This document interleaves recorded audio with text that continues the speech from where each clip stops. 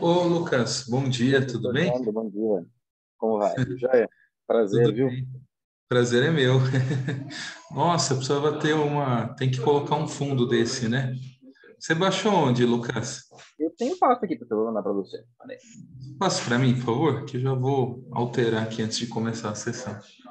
Vou mandar. Agora que eu vi o seu, eu me lembrei, do ano passado a gente colocou também, né? Eu mandei aí tanto o fundo Você mandou no quanto. chat ou no Eu WhatsApp? mandei no WhatsApp. Mandei no WhatsApp. Quer que Ah, eu mande no não, WhatsApp? maravilha. Eu mandei tanto o fundo quanto a foto de perfil aqui. Também pede para, sei lá, quando você fechar a câmera por qualquer motivo, assim, tem essa fotinha de perfil aí. Ah, perfeito. Deixa eu abrir o WhatsApp web aqui, que aí eu já faço a troca. Professor, me E dá aí, um como é que segundinho. estão? Me dá um Oi? segundinho. Um segundinho, por favor. Ah, tá bom, tranquilo.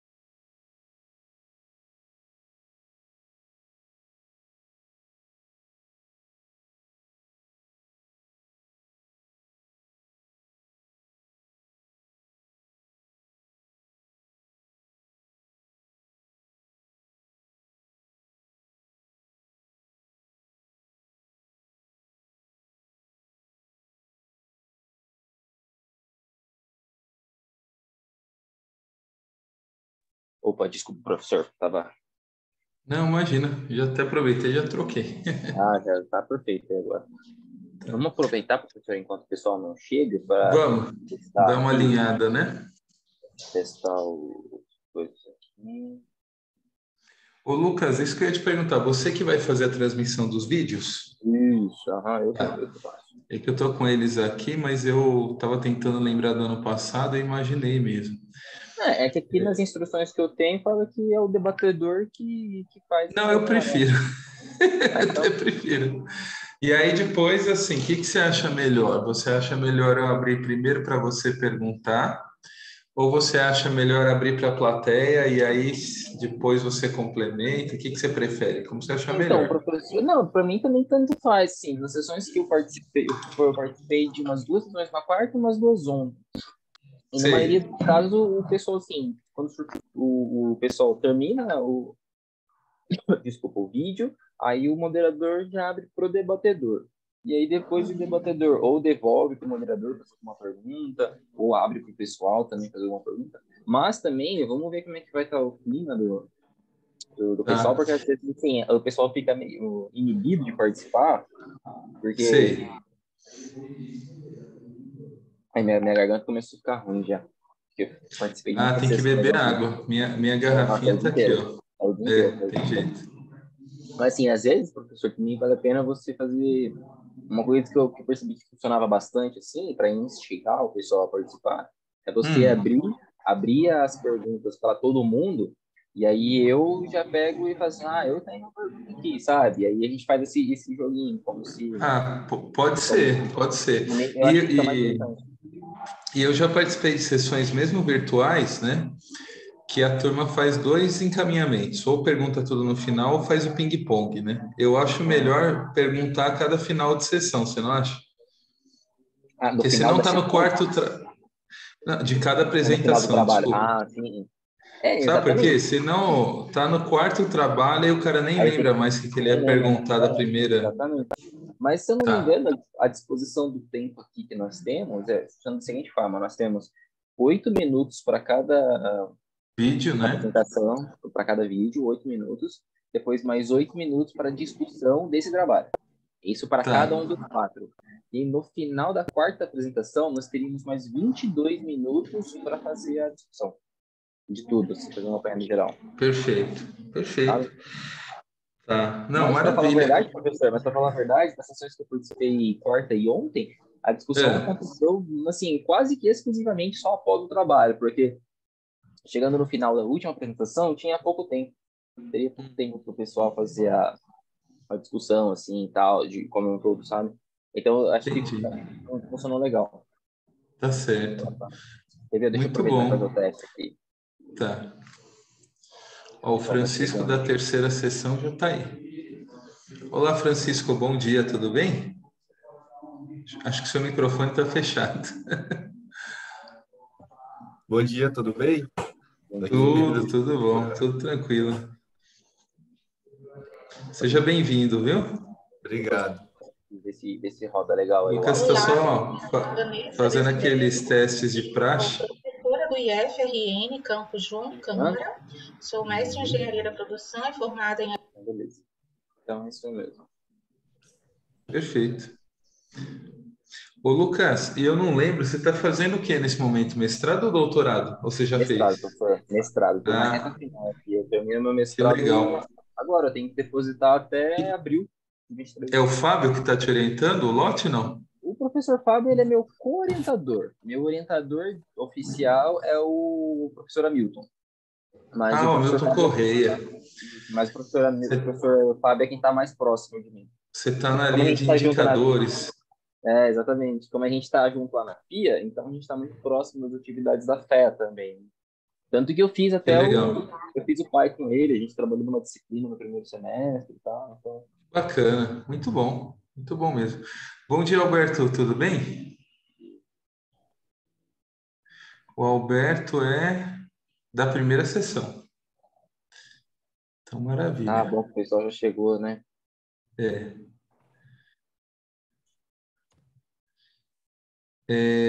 Bom, vamos dar os 2 minutos aí até integrar 8h30, né? Isso. Aí a gente começa. Desculpa, eu estava com o microfone fechado, mas eu vou cutucá-la.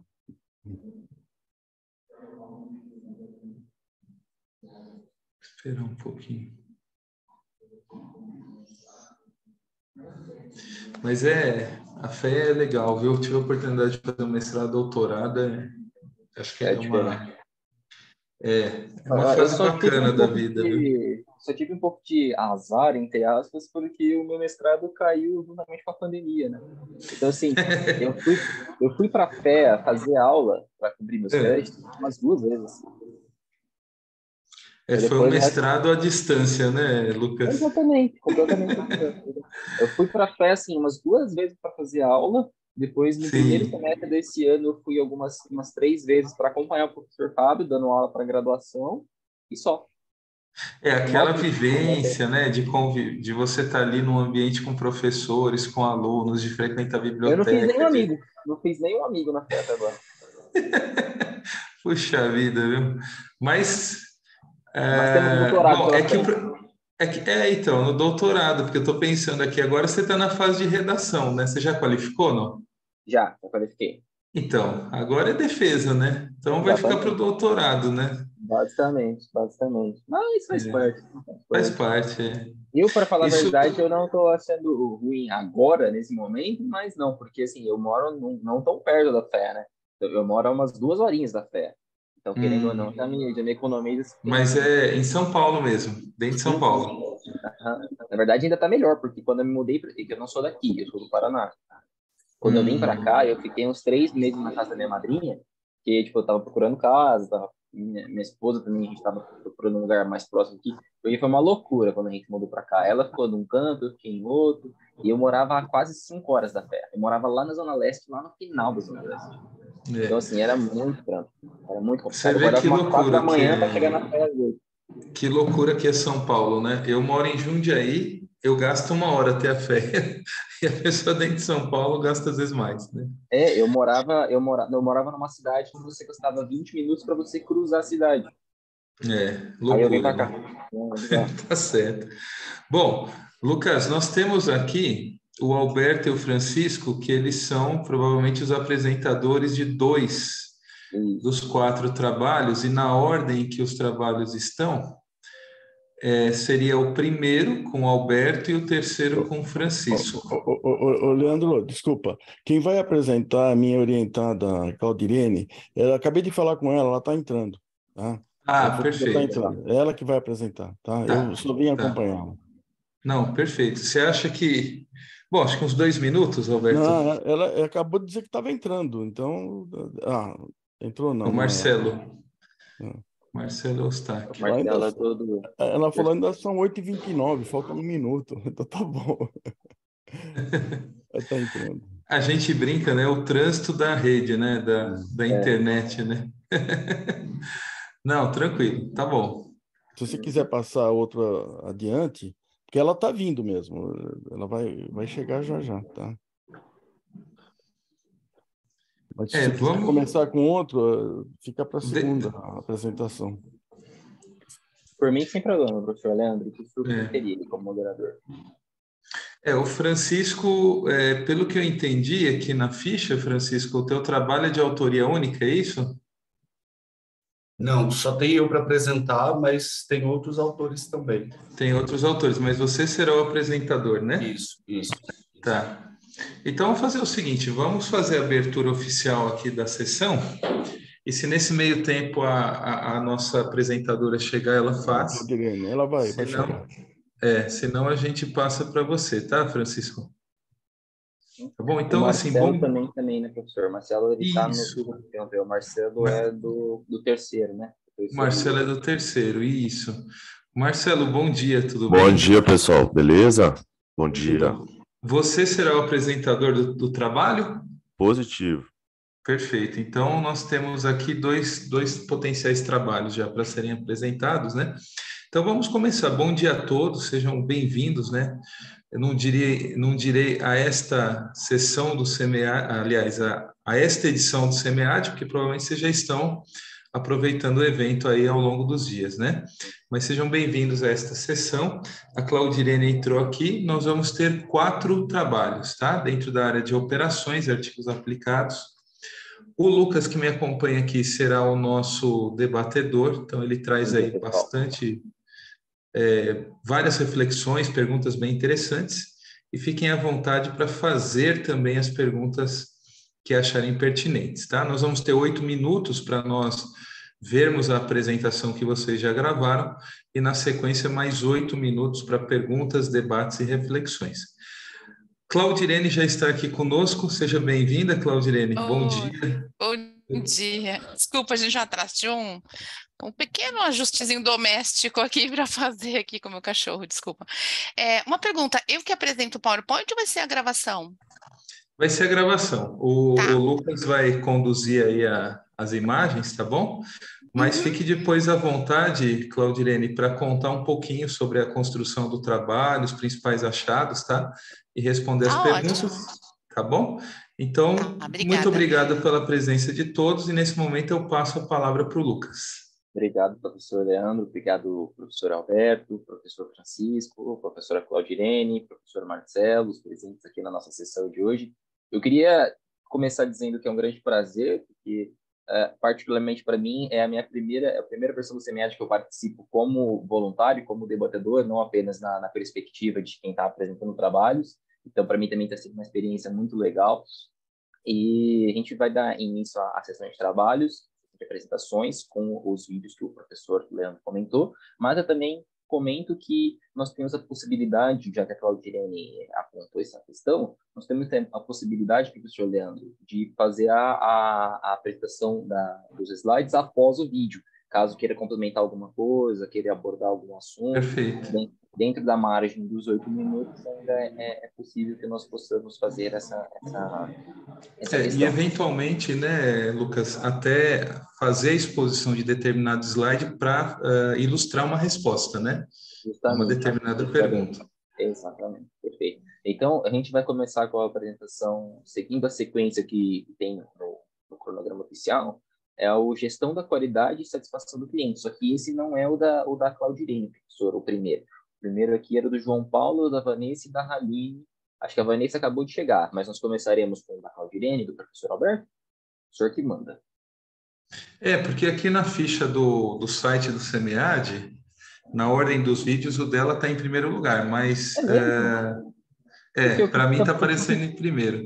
Mas Estranho, Para mim pode tá apareceu aparecendo. no final, mas tudo bem, não tem. Pra Eu mim é o reservei a último, pra manhã mim é o toda último. para estar aqui, tá, gente? Pra mim é o A hora o que que último vocês eu, também. quiserem. o que eu acho que a gente pode fazer, viu, Lucas? Até porque de repente tem alguém que está alocado em outra sessão Uhum. e sai no meio da sessão e se loga aqui conosco. Vamos seguir a ordem que aparece na programação oficial do evento, pode ser? A ordem perfeita, a ordem... Aqui eu vou até... Porque aí de repente alguém sai de lá e vem para cá e fala, puxa, o que eu queria assistir já foi apresentado, né? Tá aparecendo aí o cronograma. Sim. Então, ó, o cronograma oficial, esse aqui é o cronograma oficial. Tá aqui, ó, como gestão da qualidade e satisfação do cliente, estudo de casos de 5 empresas sobrevivendo da pandemia do Covid com apoio de uma instituição pública, a IPJC, que é o trabalho do João Paulo de Lima, da Vanessa Desidério e da Haline Henrique Pinheiro da Silva, que eu acho que está só a... A Vanessa já até abriu o microfone. Bom dia, Vanessa. Bom dia, minha gente. Tudo bem? Tudo bem, e você? Graças a Deus. Então, no caso, eu vou ser a primeira a apresentar. Isso, na verdade, Vanessa, nós vamos projetar o vídeo já gravado, mas você fica à vontade para participar aí do debate, das perguntas, tá bom? Tá bom, tá certo. Eu vou começar, então, Então, vamos lá, Lucas. da primeira Vamos lá. apresentação. Deixa eu deixar no esquema aqui. Olá.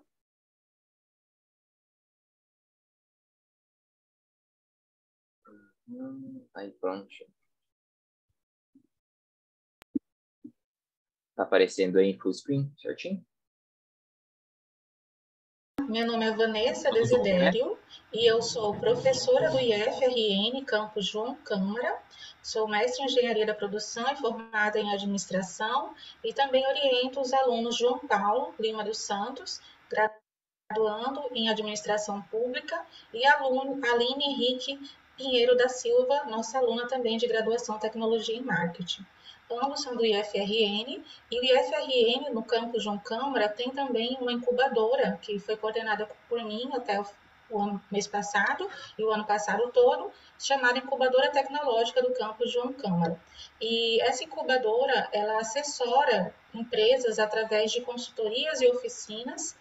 E em 2021, através do edital do CETEC, nós conseguimos participar do programa IF Mais Empreendedor, que selecionou exclusivamente para ajudar empresas de situações de vulnerabilidade, e essas 5 empresas, elas tiveram a participação em um projeto de pesquisa denominado Gestão da Qualidade e Satisfação do Cliente. Então, nós vivíamos em 2021 uma incerteza muito grande, os alunos não participavam mais das oficinas e dos treinamentos de forma presencial, todas as aulas e atividades eram à distância, e havia uma preocupação maciça com as empresas que nós já tínhamos na incubadora, por causa de algumas que tiveram que fechar. E aí, quando nós começamos a atender essas empresas novas devido ao edital, nossa primeira preocupação foi com a formação desses gestores, porque a maioria deles já estavam no mercado há mais de 10 anos, mas não tinham nunca tinham feito nenhuma pesquisa de satisfação dos clientes. E então esse programa governamental veio para fortalecer essas empresas.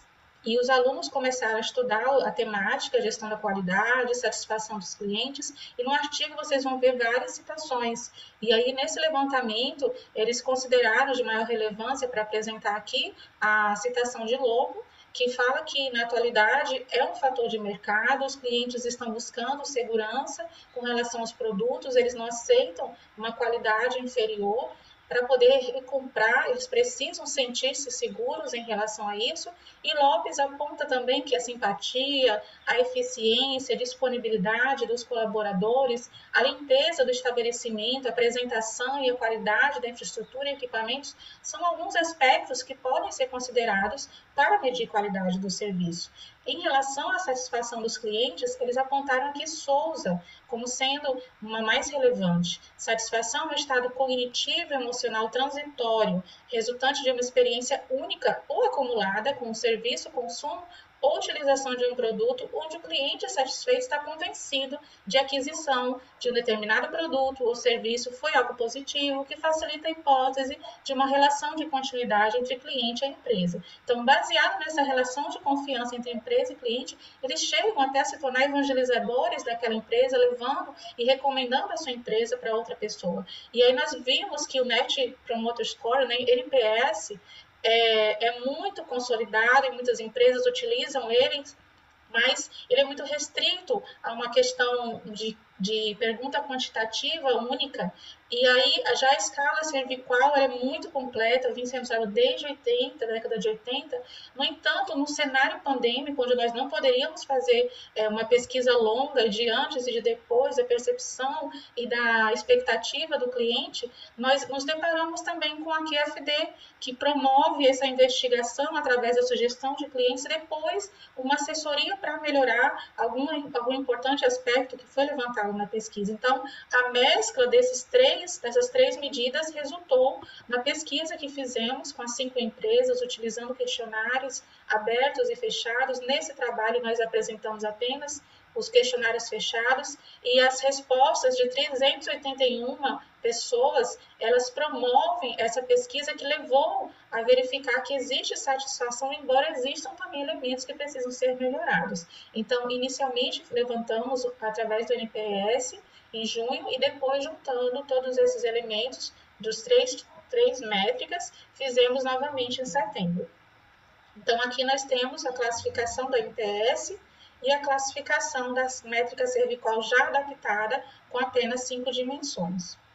Como resultados, nós verificamos que todos os gestores não tinham experiência, eles tiveram muita dificuldade para fazer análise dos dados e depois fazer novamente a pesquisa, eles até fizeram, mas tiveram dificuldade de analisar e nos pediram para ajudar nesse ponto. Vimos também que eles melhoraram a sua percepção de satisfação dos clientes e melhoraram a sua forma de atuação.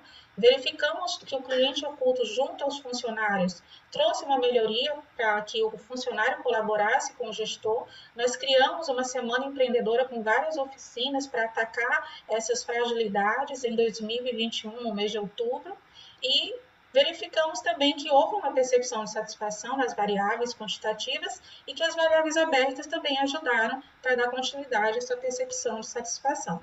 Então, dessas 5 empresas, 2 tinham 2 unidades e essas que têm um número menor de pessoas respondentes é justamente porque elas tiveram muita dificuldade, essa aqui é a tabela do segundo questionário, tiveram muita dificuldade de estabelecer esse segundo momento de coleta. E aí nós temos aqui, de forma geral, que todas as empresas tiveram alta satisfação, mais de 70% dos clientes estão satisfeitos. No entanto, existem ainda algumas reclamações. E aí nós trabalhamos com eles e verificamos que a avaliação quanto à entrega do produto pode ser melhorada nas empresas 1, 2 e 3. E quanto a responder as dúvidas de forma clara, a empresa 1 e 3 também podem melhorar. Boa vontade para ajudar os clientes e prestar serviços com prontidão. Apenas a empresa 4 precisa melhorar esse ponto. Funcionários que demonstram segurança quanto às informações transmitidas, nós vimos que a empresa 4 precisa melhorar nesse ponto. E as sugestões e perguntas abertas dos clientes, todos eles indicaram que o melhor atendimento no balcão era necessário e principalmente a agilidade no atendimento das vias de redes sociais. Algumas empresas chegavam a demorar 2 horas para dar uma resposta no WhatsApp ou no Instagram. Então, a melhor situação de todas foi a empresa 5, que apontou mais de 80% de aprovação em todos os quesitos. Então, a ferramenta do Net Promoter Score, o NPS, foi fundamental para esse levantamento, acordou, né, assim, principalmente os empreendedores para verificar o que eles precisam melhorar e aí conseguir melhorar também as suas técnicas de atendimento ao cliente, enfatizando as respostas com relação à indicação para os amigos. Houve vários deles que fizeram promoções e outras coisas que ajudaram a aproximar os clientes. Vimos também que eles precisam melhorar em todos os quesitos e é importante que essa observação dos pontos positivos ajudou eles a ter mais motivação para trabalhar e, por fim, buscou-se contribuir com discussões sobre o tema gestão da qualidade e satisfação dos clientes para agregar uma base comparativa dos resultados para estudos futuros. Essas são as principais referências do trabalho e eu fico à disposição para tirar dúvidas. Muito obrigada. Muito bem. Eu volto então aqui a palavra para o Lucas e para trazer as suas reflexões, né, Lucas? E Obrigado. instigar aí o debate para a gente poder contribuir também com o artigo apresentado. Eu agradeço o professor Leandro pela condução da sessão, agradeço a Vanessa pelo trabalho apresentado. Eu só fiquei com uma dúvida em relação, antes de começar os questionamentos do debate, professor Leandro, sobre a qualidade do vídeo, do áudio. Funcionou legal essa dinâmica? Ficou travando? Foi muito bom. Não, funcionou bem, deu para ouvir bem a apresentação da Vanessa, foi ótimo. Mas o senhor é suspeito, né? O senhor é moderador, o senhor é suspeito para falar. Tá certo. Funcionou legal aí para vocês, pessoal, também? Eu pergunto mais porque nas sessões que eu participei estava bem ruim a apresentação do Funcionou sim. Através dessa forma, mas acho que é uma questão de conexão do pessoal, não sei o quanto isso afeta. Mas, enfim, dando início a esses debates, Vanessa, primeiramente, parabéns, é um trabalho muito interessante dos diversos trabalhos que eu li por SEMEAD, foi um dos que mais me chamou a atenção, porque a questão das indústrias e dessa parte de vendas foi muito afetada não só de vendas, mas de percepção de satisfação dos clientes, foi muito afetada no contexto da Covid. Eu falo isso particularmente porque eu não trabalho em indústrias formais, né, no segundo setor ou no terceiro setor, eu estou dentro da academia, né? Então, assim, o meu contexto é de relação com alunos, professores, é nesse sentido. E nós aqui, nessa questão, já sentimos bastante. Porque, por exemplo, acho que tem alguém com o microfone aberto, tá vazando um pouquinho, né, professor? Não sei se é o senhor ou se é a Vanessa. Acho que é. Eu acho que era o meu, desculpa. Imagina. Mas eu estava comentando, Vanessa, que assim, aqui no nosso contexto, a Covid ela teve um grande impacto. Vocês devem se lembrar que, por exemplo, foi em março de 2020, quando estourou a pandemia, a gente estava programando para iniciar nossas atividades aqui na FEA, na FIA também, em outras faculdades e universidades, e 15 dias depois, quando estava programado o início, houve toda aquela mudança, passou as coisas do presencial, já teve que ser tudo para o online, obrigatoriamente, né? E foram 2 anos, né, incluindo o período da sua pesquisa, foram muito turbulentos, com muitas incertezas, né? E a minha pergunta, eu tenho dois questionamentos que eles vão nesse sentido, Vanessa. Se na sua percepção, na percepção do pessoal que conduziu a pesquisa, a Covid, ela teve um impacto real durante a percepção da satisfação dos clientes, da gestão da qualidade, ou se foi mais uma questão das empresas. Eu digo isso porque, por exemplo, nós tivemos casos de alunos, principalmente alunos, mas não apenas, que fizeram várias atribuições de má qualidade da prestação do serviço.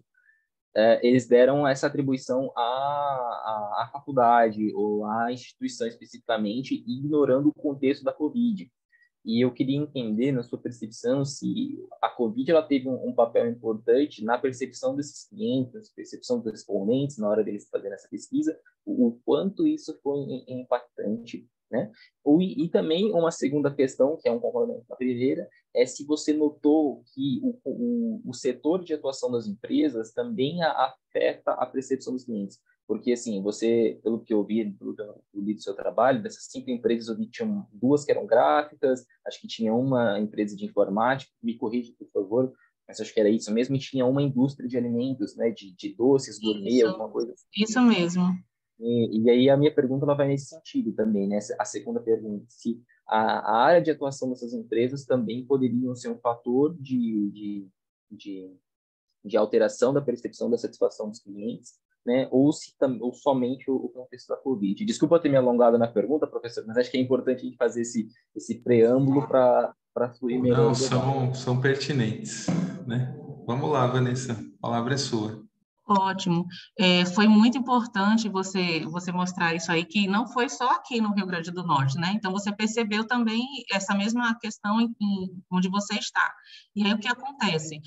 Nessas empresas, como elas tinham segmentos diferenciados, a forma como a Covid afetou elas também foi diferenciada. Para você ver, nós tínhamos 2 gráficas, as 2 tinham muito tempo, mais de 10 anos de atuação.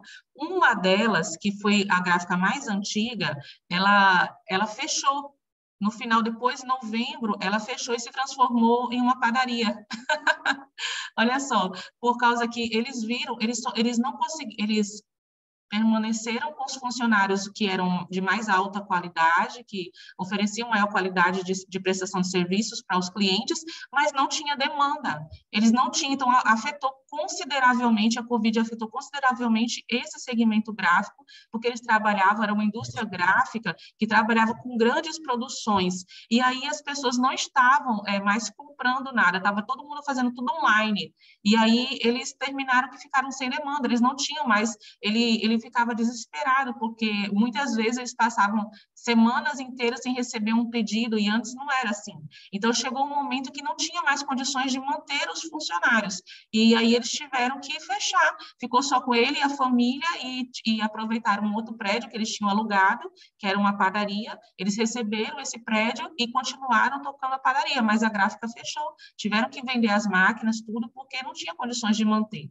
A outra gráfica era uma gráfica menor, ela sofreu com a pandemia, sim, mas ela conseguiu, como ela trabalhava com personalizados, ela conseguiu fazer adaptações, e ele foi mais rápido nessa modificação. Ao invés de trabalhar com a gráfica pronta, impressa, ele começou a trabalhar comunicação, e aí ele conseguiu vender mais do que antes, até, depois do primeiro semestre, ele vendeu mais, e ele conseguiu se adaptar e abrir uma outra unidade, justamente na pandemia. Então, veja que são 2 no mesmo segmento, mas que tiveram, devido à sua atuação, à sua forma de resposta aos problemas da crise pandêmica, eles tiveram repercussões diferentes. Então, a minha percepção é que a Covid afetou, mas a forma como eles administraram essas mudanças, essas crises, também houve uma repercussão diferenciada.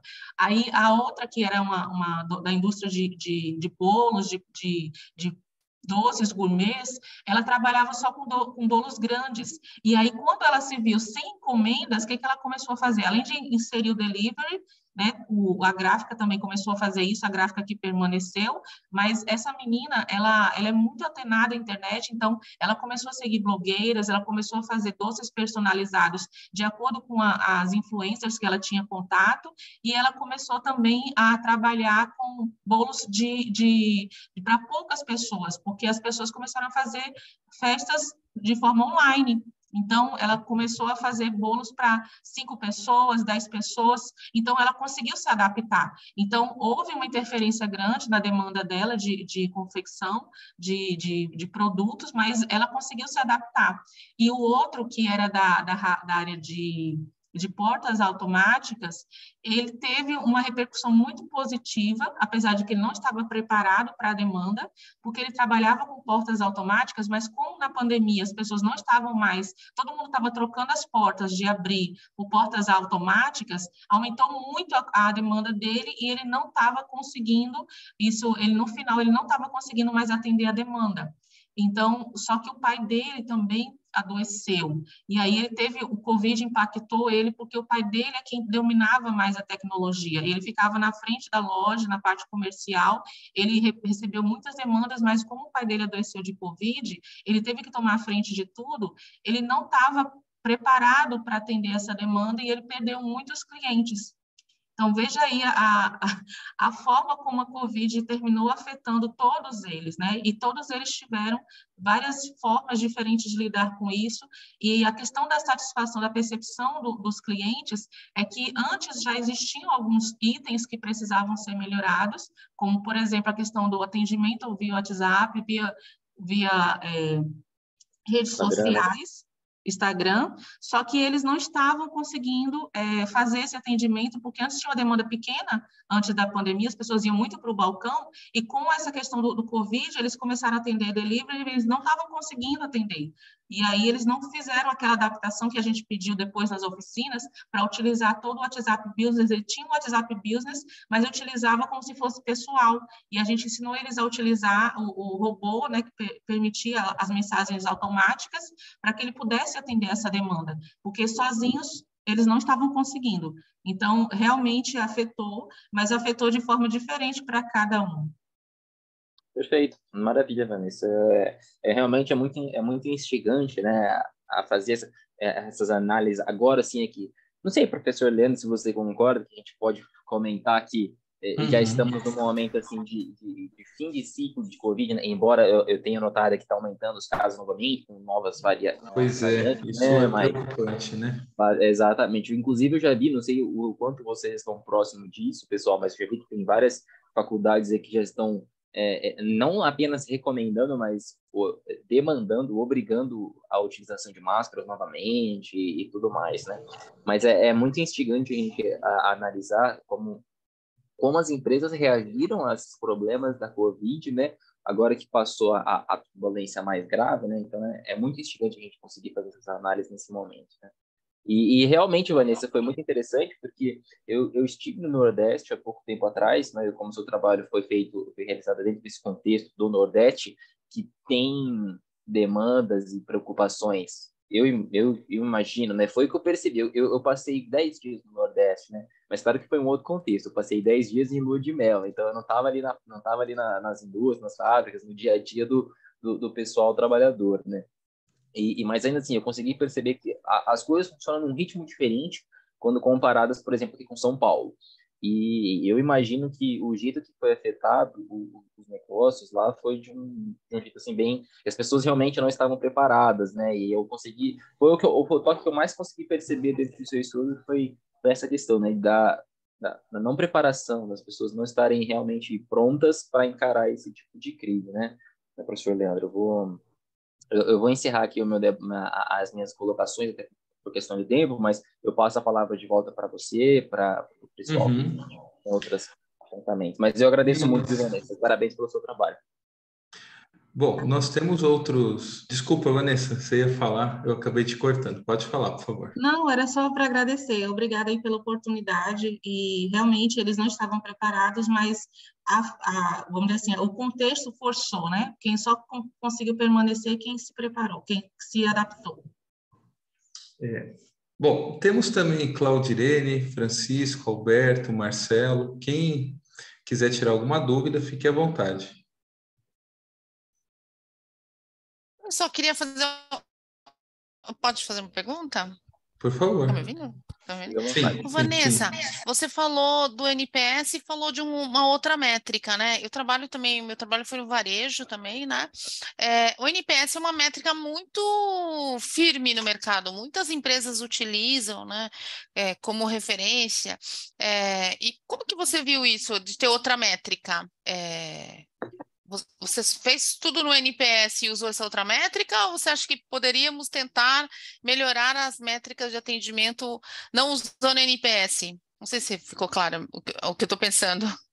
Não ficou claro, sim. Claudirene, o que acontece? Nós usamos o NPS na primeira coleta, e aí a gente viu que não tínhamos dados assim suficientes, até porque eles nunca tinham feito nenhum tipo de pesquisa de satisfação, e eles ficaram muito soltos, eu digo assim, os gestores, eles não conseguiam compreender muito bem, eles queriam mais elementos para poder saber o que eles precisavam melhorar. Então, eles tinham um cenário positivo pelo NPS, mas só que eles sabiam claramente que alguma coisa estava dando errado, que eles não estavam conseguindo atender bem. E aí, o que a gente fez? A gente fez uma adaptação da escala cervical e do QFD, para poder dar para eles essa outra resposta. Então, a gente fez um cliente oculto inicialmente, a gente simulou, os próprios estudantes fingiram ser clientes dessas empresas, e a partir daí a gente fez um plano de ação para que eles pudessem trabalhar de uma forma mais proativa. E também fizemos a abertura das perguntas através da escala cervical. Nós aplicamos essa escala cervical logo depois, em setembro. E aí, nessa escala cervical, a gente conseguiu ver melhor o que eles precisavam melhorar. E juntamente com o QFD, que a gente fez em outubro, a gente conseguiu trazer para eles elementos para que eles pudessem melhorar, através das oficinas, das assessorias. Então, foi muito válido juntar esses 3 elementos. Foi uma adaptação que a gente teve que fazer às pressas, mas que é útil, sim, para fazer novamente. Eu, inclusive, inseri eles nesse contexto de continuação do uso da pesquisa, para que eles pudessem avançar. Só que só 2 deles conseguiram fazer novamente agora em março de 2022, conseguiram fazer a pesquisa. Só que eles não tinham, como eles não têm muita experiência, eles tiveram muita dificuldade para analisar os dados. E aí precisaram da nossa ajuda novamente. Ou seja, eles não têm ainda muita autonomia para desenvolver sozinhos, mesmo após as oficinas e assessorias que nós aplicamos. Entendi. É que eu fico com a percepção que o NPS não é a melhor métrica, né? Ele te mostra uma parte da verdade, né? Quando você combinou com outras metodologias, acho que você teve uma visão mais real, né? Tá bom, obrigada.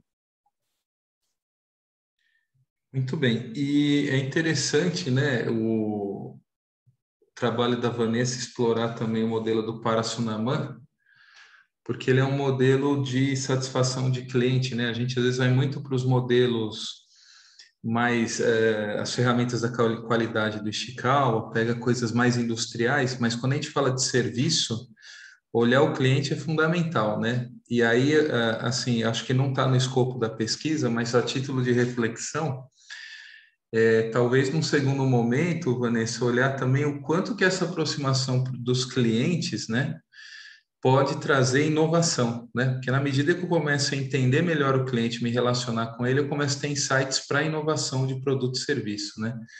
Então, acho que o trabalho é bem interessante e aquilo que a Claudirene falou, explorar outras ferramentas de modo complementar, te dá uma visão muito mais ampla, né, do problema. Então, muito bom, parabéns aí pelo seu trabalho, tá? Bom, dito isso, Lucas, temos um segundo trabalho aí na sequência, né? Agora eu abri até programação aqui, você confirma para mim a aplicação do método Fuzzy Topsys para priorização dos requisitos de um novo software de decisão multicritério da Tainara Viviane, acho que é da AN, o nome dele, Luciano e o Francisco. E o Francisco é que está aqui conosco, correto? Falei correto o nome da AN, é isso mesmo, Francisco? Da RAM? Como é que seria a pronúncia? É da RAM. Da RAM, muito bem. Francisco, você que vai fazer a apresentação, né? Aliás, perdão, você que vai debater, né? A apresentação você vai conduzir pelo... Então, vamos ver a apresentação, Lucas, por favor. Já deixei aberto já, professor. Tá. Vou começar a projeção aqui já. Só um segundinho.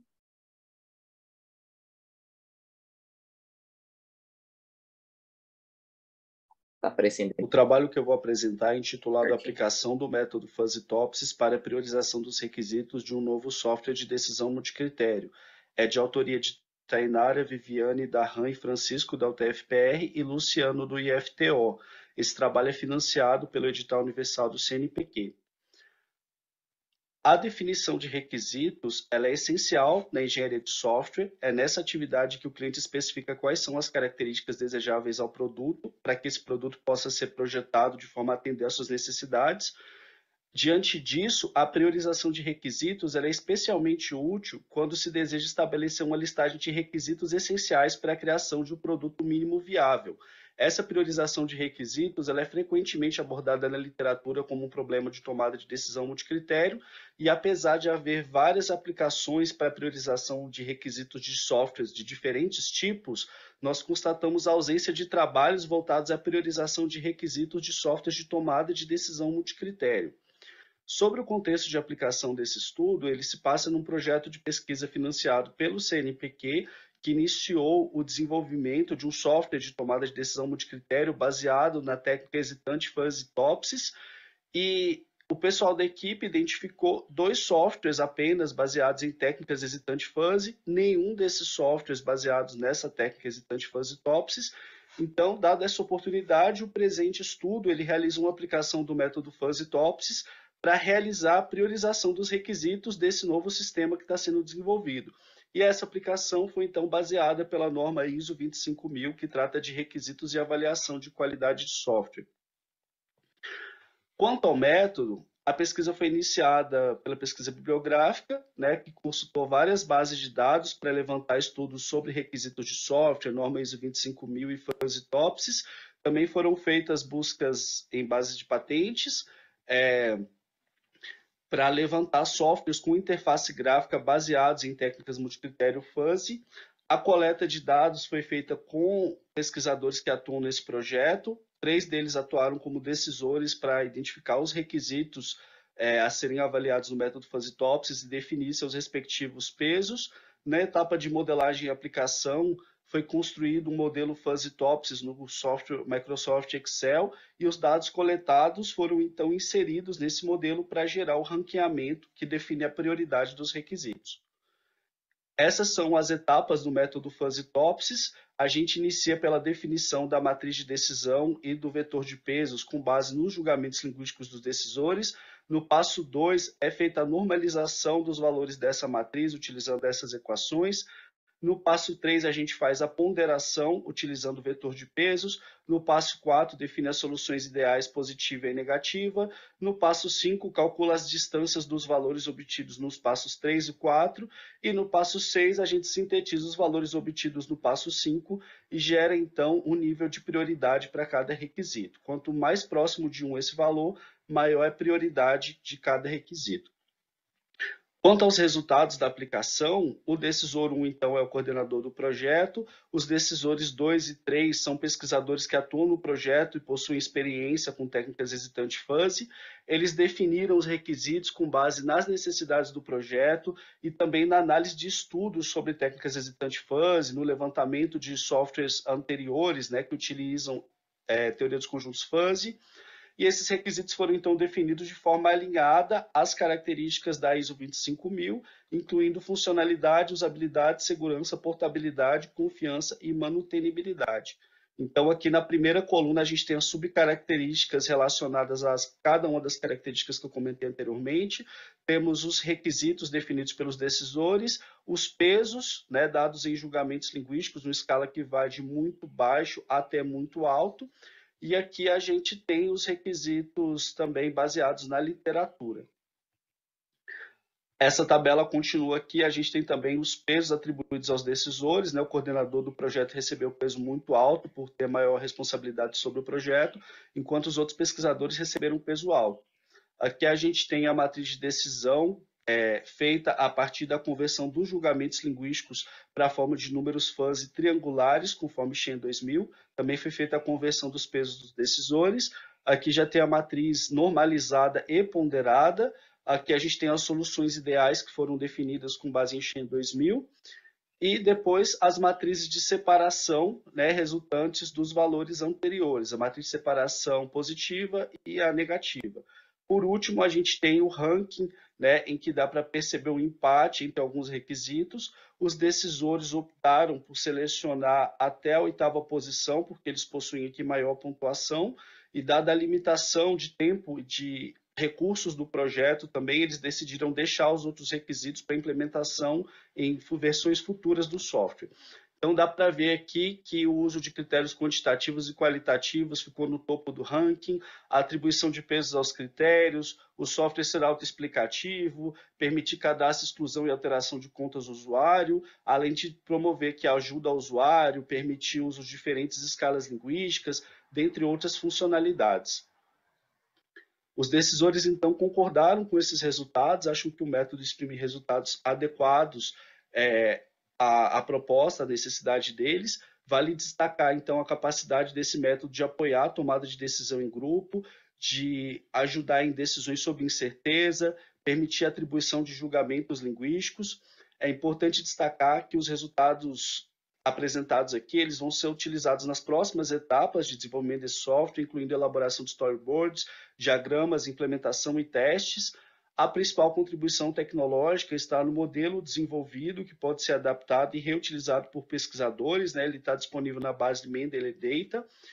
E aplicações futuras, então, podem utilizar os procedimentos metodológicos apresentados nesse estudo para realizar a priorização de requisitos para o desenvolvimento de novos produtos de software ou a avaliação da qualidade de softwares existentes, de modo a indicar aqueles que são mais adequados para aquisição né, dentro de um determinado contexto.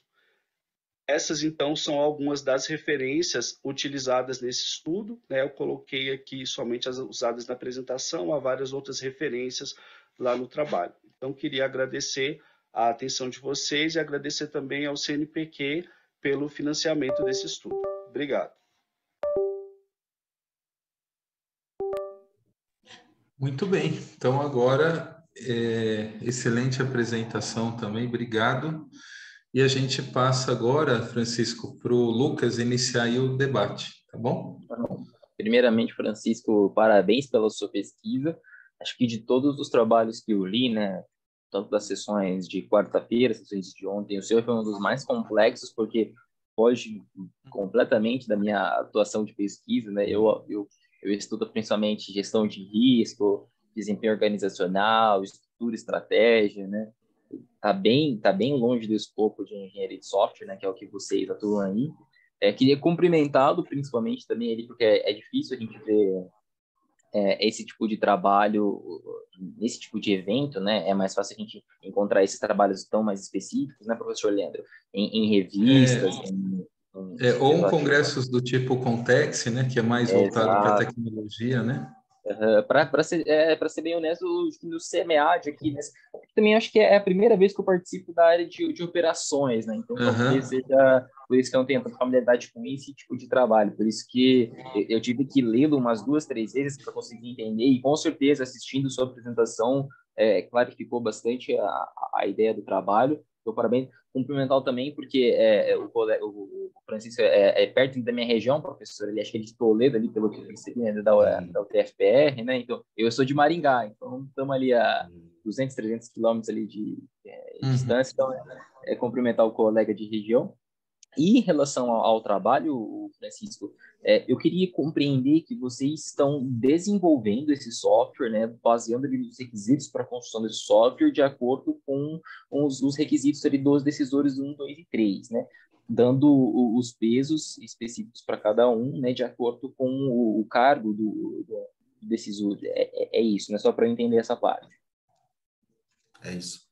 Uhum. E de acordo com isso, o software ele ainda está em desenvolvimento ou ele já está em uma fase de aplicação? Eu queria entender que você falasse um pouco mais sobre isso. Uhum. Bom, pessoal, bom dia a todos. Cumprimento novamente a todos, ao Lucas, ao professor Leandro, a todos presentes na sala. Sobre essa questão, né, esse projeto ele se iniciou em maio desse ano, então a gente começou preparando os alunos, né, a gente tem 3 alunos da área de engenharia de computação trabalhando nessa área, são alunos que não entendem muito aí da tomada de decisão multicritério, estão aprendendo sobre fuzz, então a gente passou todo o momento preparando esses alunos, estruturando esse levantamento de requisitos, fazendo esse planejamento do software. Então, agora a gente está iniciando a implementação computacional. Depois dessa aplicação que foi mostrada no trabalho, a gente foi para os storyboards para mostrar como seria a jornada do usuário, utilizando cada função do software, né, a partir daqueles requisitos ali, como seria o passo a passo de uso, e a gente está finalizando essa documentação agora, usando alguns diagramas aí da área de engenharia de software, e a conclusão prevista para o projeto é setembro do próximo ano. Ah, perfeito. Então tá numa fase de pós, né, a preparação já está numa fase de implementação e para atuação mesmo do software. Isso é muito interessante, cara, porque isso vai em conta da pergunta que eu ia fazer inicialmente, né, que em certo momento lá dos seus resultados, você comenta que a utilização desse software vai ajudar nas tomadas de decisões em grupo, né? Eu queria entender como exatamente você imagina que o desenvolvimento desse software, baseado nesses 11, acho que foram 11 requisitos finais, né, que foram utilizados no desenvolvimento, né? Vocês excluíram aqueles que tinham menor relevância, entre aspas, na menor relevância, e acho que sobraram 11 dos 16. Né? Dentro desses 11 requisitos, como que a utilização desse novo software vai ajudar nas tomadas de decisões em grupo, que é o que você comenta lá no seu resultado? Antes de te responder essa pergunta, eu queria fazer uma rápida contextualização. Eu comecei a trabalhar, né, eu sou da área de engenharia de produção e meu mestrado e doutorado foram na área de gestão da qualidade, com o professor Carpinetti na USP.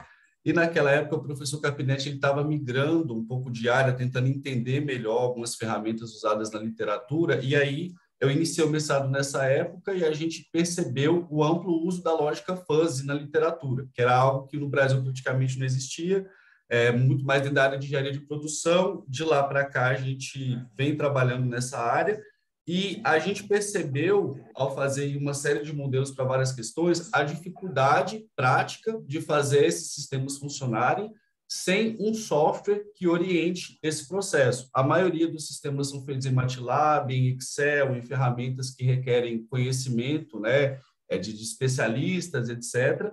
Então, a gente percebeu que existia esse entrave. A partir disso, a gente decidiu, né, criar alguma ferramenta mais prática.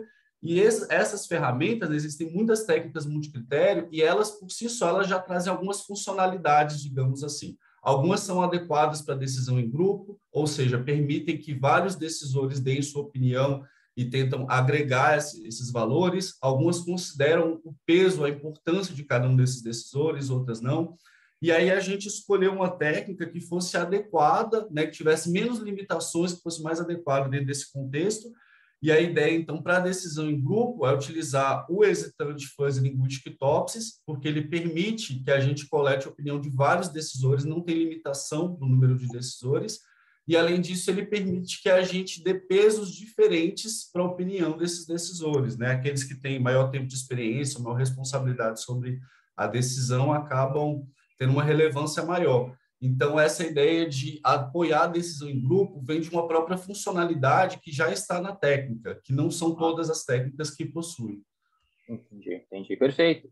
Porque isso que fica muito claro, porque eu não conheço essa técnica, eu nunca utilizei, nunca apliquei, então acho que daí surgiu a minha dúvida e você esclareceu. E uma segunda dúvida também, se o professor Leandro me permitir, essa é mais rápida, é mais metodológica acadêmica e menos aplicada, porque eu vi que vocês comentam lá que você pesquisou em várias bases de dados alguma ferramenta que conseguisse contribuir com a sua pesquisa dessa forma, mas vocês acabaram não encontrando, né? Nada. Eu queria entender quais foram os critérios que vocês utilizaram nessa busca, quais foram as bases que vocês buscaram, tanto para construir o seu referencial, para construir a sua ferramenta, quanto lá vocês também comentam que vocês utilizaram a base acho que é INPE que chama, né, as bases das patentes, né, e vocês também não encontraram nenhuma que fosse plausível de ser utilizada, né, então eu queria entender quais foram os critérios que vocês usaram, as principais bases. Então, a gente fez essas buscas com dois enfoques. Um era encontrar softwares de decisão multicritério com interface gráfica, de forma geral, tanto na base do INPE, né, na base de patentes brasileira, quanto em bases de dados internacionais, no Scopus, no Web of Science, no próprio Google Acadêmico, que puxa coisas de várias bases, no I3E, dentre outras, né? Então, a ideia era saber quais ferramentas já existiam e quais funcionalidades existiam dentro dessa ferramenta para ajudar a gente a levantar nossos requisitos. E, a partir disso, a gente viu que existiam, sim, algumas ferramentas, mas só duas voltadas a Hesitant Fuzzy, nenhuma delas utilizando o Hesitant Fuzzy Topsis. Então, nosso critério principal era isso, era que não fosse só um modelo computacional, mas que tivesse ali um sistema com interface gráfica que a gente conseguisse analisar um pouco essa usabilidade. E aqueles que usavam lógica fuzzy, lógico que eles foram melhor aproveitados no nosso trabalho, que tinha mais a ver com o nosso contexto. Então, esses estudos, a gente achou pouca coisa, eu acho que na base de patentes foram 2 ou 3 estudos que a gente acabou selecionando, que usava mais fuzzy. Na literatura a gente achou mais alguns, mas tudo a gente utilizou, assim, pequenos detalhes deles, porque eles não eram exatamente aquilo que a gente queria fazer. Vocês basicamente tiveram que construir, né? Além de construir o software, construir toda a base conceitual para a realização dele, né? Muito interessante, realmente, né, professor Leandro? Sim, sem dúvida. E aí, acho que, assim, a discussão é bem rica, né? Tem fomentado interesses. Nós temos uma contribuição, uma dúvida do Alberto. Então, vamos ouvi-lo. Por favor, Alberto. Parabéns, Francisco.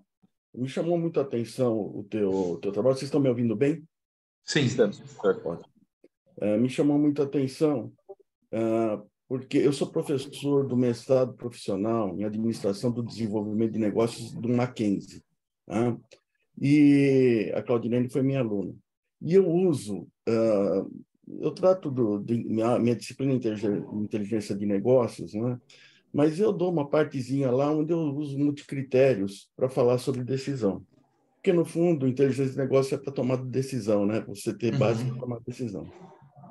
E aí, isso me chamou a atenção, porque eu uso o AHP. Você conhece porque está citado na literatura. Aliás, tem várias citações disso, né? Mas eu me afastei um pouco de acompanhar esse processo. Quando eu fiz meu doutorado, eu estou entendendo que você fez na Poli, o doutorado, na Poli Pro? Foi na ESC de São Carlos, na USP São ESC. Carlos, né? Eu fiz na Poli Pro aqui na USP, em São Paulo, né?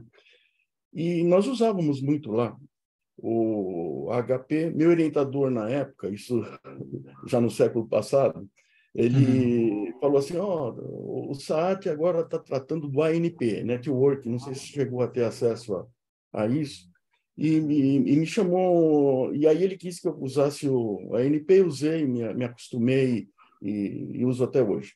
Mas começou a me chamar a atenção nos últimos 2 anos ou 3 anos, eu comecei a receber muita informação sobre FUSE TOPSIS, FUSE AHP e FUSE ANP. Tá? Normalmente, os autores são lá do lado árabe, daquela região. A maior parte vem daquela região. Eu não sei exatamente o motivo, até porque eu estou com muito pouco tempo para poder estudar. Então, quando eu vi tua apresentação, achei interessante o fato de ser decisão em grupo, né? Você chega a conhecer o ANP, não? Como é que funciona o ANP, não? Conheço. Conhece, né? Você conhece o Super Decisions, o software? Desculpa. Não. Super Decisions, você conhece o software? Conheço. Conhece, né? Então, eu fiquei pensando como é que eu poderia adaptar, enquanto você apresentava, o Super Decisions, porque ele trabalha com ANP, eu poderia montar networks, onde cada network, isso que eu vim pensando, poderia ser de um decisor, para poder dar esse peso que você deu lá, que um é muito alto, o outro é baixo, etc. Daria eu acho que dá para fazer isso. Tá? Eu tenho a impressão que dá para fazer isso. Eu não sei com que profundidade que você viu o HP, tem muita semelhança, na verdade, né? Nos julgamentos, tal, né? O tratamento dos dados é um pouco diferente, né? Mas eu estou vendo muita literatura a respeito disso atualmente, tá? Então, eu até gostaria, em outro momento, trocar ideia com você. Você fica no Paraná, né? Mas, Curitiba. É Curitiba, né? Eu estou em São Paulo. Mas gostaria depois de trocar ideia com você, quem sabe evoluir um pouco nesse trabalho, o uso do FUSE com o ANP. E foi uma coisa mais ou menos recente que apareceu.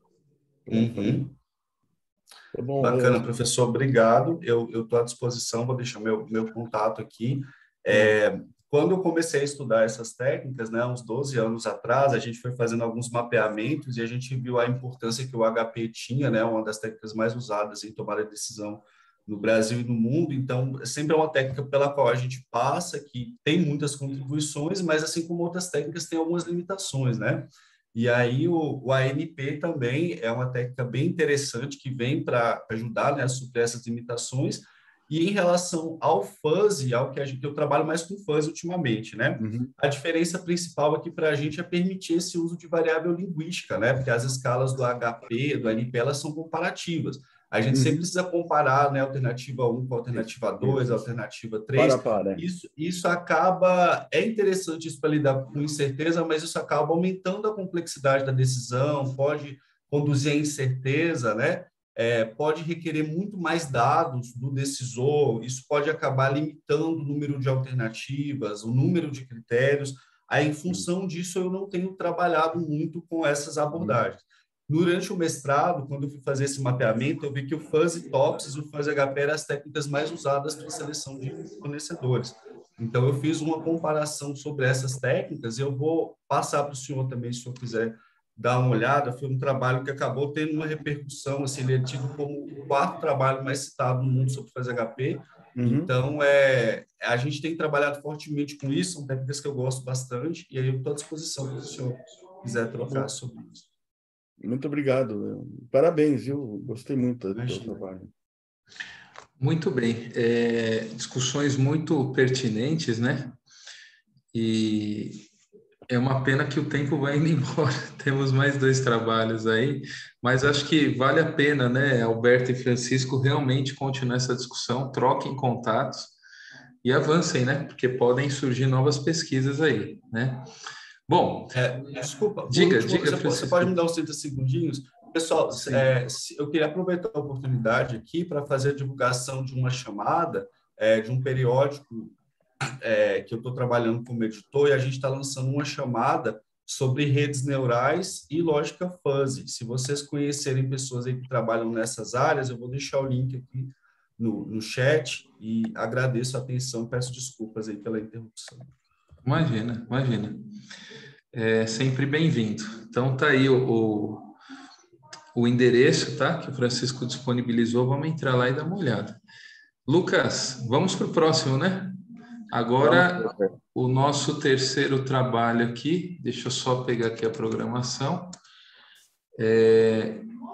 Aplicação do Design Sprint em um projeto de transformação digital e inovação aberta na mineração.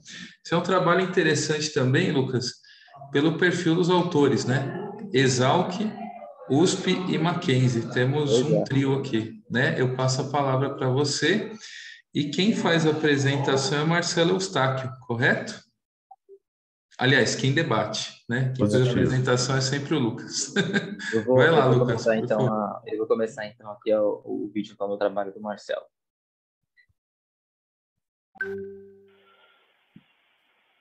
A aplicação do Design Sprint em um projeto de transformação digital dentro de um programa de inovação aberta na mineração. O objetivo do trabalho foi mensurar o nível de aderência da aplicação da ferramenta do Design Sprint em um desafio de engenharia, para determinar a efetividade de sua aplicação e validar o protótipo gerado com os stakeholders envolvidos. O objetivo técnico do projeto, por sua vez, foi resolver principalmente um problema de segurança, eficiência e produtividade operacional por meio de transformação digital de uma área industrial na mineração. A área, portanto, era a pelotização do minério de ferro. Pelotização consiste em transformar minério de ferro processado, concentrado, em pelotas de ferro. E o processo que o projeto almejou transformar foi a filtragem da pelotização. Os desafios eram um alto índice de exposição dos operadores, 87%, e um monitoramento da umidade do produto com uma baixa qualidade e um alto tempo para conseguir esses valores. Foi decidido, então, utilizar essa metodologia ágil do Scrum, que é uma metodologia adaptativa, na qual não se tem um escopo bem definido, apenas as métricas de custo e prazo. Portanto, ganha-se velocidade e qualidade nas entregas, baseando a cadência de execução por meio dessa metodologia com as sprints. E o que é a sprint? Ela consiste na ferramenta dentro da metodologia Scrum, com um curto período dentro do projeto em que é criado um incremento do produto ou serviço. Originalmente, ela possui 5 dias de duração, conforme demonstra a figura abaixo. O primeiro dia consiste num mapeamento mais profundo do problema que se está resolvendo, e os outros demais dias se ocupam com o refinamento das soluções para esse problema, prototipagem e teste com o aprendizado no final dessa etapa da sprint. Bom, essa é a conjectura de uma sprint tradicional, com todas as suas atividades listadas, incluindo o tempo que são gastos previstos para ser gastos em cada uma das atividades, conforme a literatura traz de maneira bem explícita, né? Consiste em utilizar um horário de 10 a 5 horas, 10 horas da manhã, 5 horas da tarde, de 5 dias consecutivos. Bom, a equipe que rodou esse projeto, ela teve um viés de engenharia, éramos todos engenheiros, controle de automação, mineração e engenharia elétrica, com especialidades diferentes. E houveram também outros times executando sprints paralelamente a nós. Os stakeholders nossos foram a manutenção do processo da etapa de filtragem da pelotização, a equipe de engenharia, a operação e a supervisão do processo ajusante, que seria o pelotamento, a gerência executiva de transformação digital da mineradora, que seria o projeto, bem como a diretoria de estratégia global dessa mineradora também. Houveram adaptações e dinâmica de execução, lista de prioridades, no caso, ao invés do backlog do produto, como é chamado na literatura, para design sprint. A duração foram de 10 dias úteis, utilizando apenas meio expediente por dia, devido a uma restrição dos participantes, e existiram outras equipes sob o mesmo cronograma de atividades do sprint, que possibilitou interações estruturadas entre as equipes e o aumento na qualidade, na quantidade de feedbacks, ideias, críticas e discussões entre os times.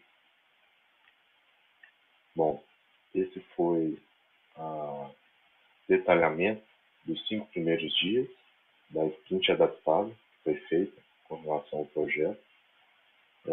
Percebe-se, por exemplo, que no terceiro dia houveram atividades adaptadas de interação com as outras equipes, bem como, se a gente olhar do 6º ao 10º dia, a gente também teve algumas atividades adaptadas com relação à conjectura diferente que se tinha no ambiente de projeto, no ambiente de trabalho. Né? Houveram entrevistas e validações com POs de outras equipes, PO significa Product Owner, e também ouvimos os feedbacks das outras equipes no decorrer da validação do protótipo. Esse é uma das telas do protótipo que foi desenvolvido nessa sprint. Foi utilizada a ferramenta Microsoft PowerPoint. Foram feitas 2 entrevistas para validação e foram interações remotas, porém guiadas pelos participantes do projeto. 32 funcionários foram envolvidos no desenvolvimento dessa sprint, que representam 11 áreas dentro da mineradora. 26 fornecedores foram captados e 9 especialistas consultados. Tivemos uma aderência de 81%, totalizando 63 das 85 atividades de uma sprint tradicional, e os feedbacks da solução proposta com o protótipo desenvolvido foram, de maneira geral, positivos, favoráveis à validação, porém contendo críticas construtivas de cada área para aperfeiçoamento da solução. O protótipo representou a solução final, sendo validado pelos stakeholders, e houveram uma série de integrações e adaptações para que todas as sugestões e correções feitas pelos stakeholders fossem devidamente atendidas. Algumas considerações finais foram feitas, mas a aplicabilidade na indústria da mineração das soluções técnicas que foram desenvolvidas no protótipo e validadas pelos stakeholders atenderam às expectativas que foram criadas. Portanto, foi uma aplicação bem sucedida da ferramenta no escopo almejado. Muito obrigado.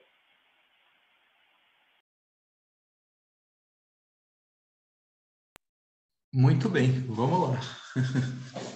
É interessante a gente fazer a reflexão, né, em cima do trabalho apresentado, né, pessoal?